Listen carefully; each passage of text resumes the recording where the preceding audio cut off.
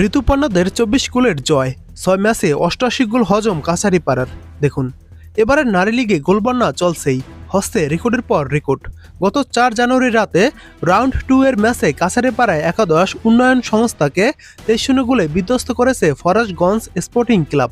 আজকের আগে সেটাই ছিল এবারের নারী লিগে রেকর্ড ব্যবধান জয়।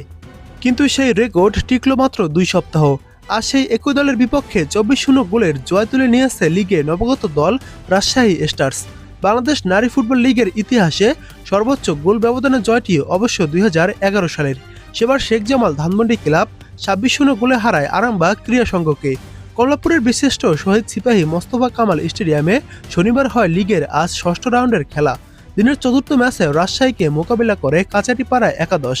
এই ম্যাচে রাজশাহী তুলে নেয় বিশাল ব্যবধানের জয়। ম্যাচের দ্বিতীয় মিনিটে ঋতুপর্ণার গোলে শুরু। যোগ করার সময়ের শেষ মিনিটে যার শেষটা টানেন রেশমি আক্তার, আর তাতেই হ্যাট্রিক পূর্ণ হয় রেশমির। এক গোল করেই সন্তুষ্ট থাকতে হয় ঋতুপর্ণাকে। এই ম্যাচে সর্বোচ্চ ৭টি করে গোল করেন সুরভি আকন্দ প্রীতি এবং আলপি আক্তার।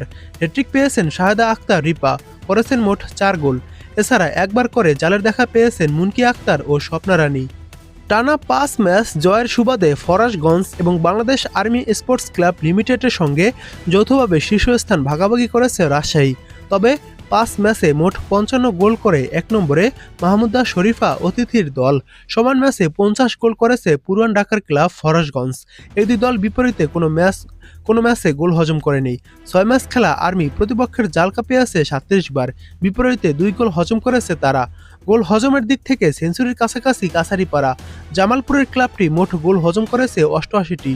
৬ ম্যাচ খেলে বিপরীতে তারা ২ বার প্রতিপক্ষের জালে বল ঠেলেছে। বাংলাদেশ লিগের সবগুলো খেলা বিএফএফ টিভি ইউটিউব সরাসরি সম্প্রচার করে। এই ম্যাচগুলো আপনারা ইউটিউবে বিএফএফ টিভির মাধ্যমে দেখতে পারবেন।